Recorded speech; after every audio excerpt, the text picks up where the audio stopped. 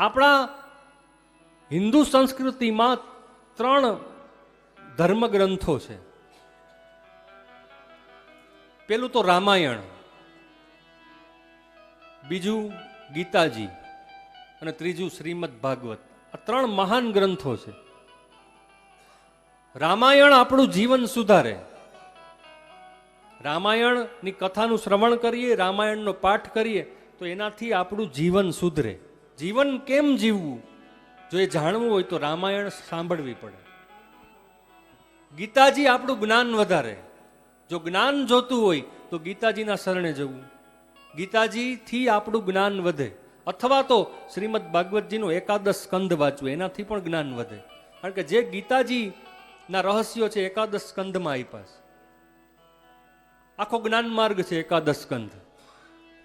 ગીતાજી જ્ઞાન વધારે, રામાયણ જીવન સુધારે, પણ શ્રીમદ ભાગવતજીની કથા એ મોક્ષ આપે, મુક્તિ આપે. જો મુક્તિ જોતી હોય, મોક્ષ જોતો હોય તો શ્રીમદ ભાગવતજીની કથાનું શ્રવણ કરવું અથવા તો શ્રીમદ ભાગવતજીના શરણની અંદર જવું.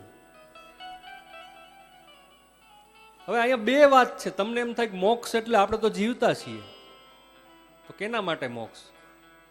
તો શ્રીમદ ભાગવતજીની કથા ખાલી મૃત્યુ પામેલા આપણા પિતૃઓનો તો ઉદ્ધાર કરે, પણ શ્રીમદ ભાગવતજીની કથા જીવતા મુક્તિ આપે, મર્યા પછી નહીં.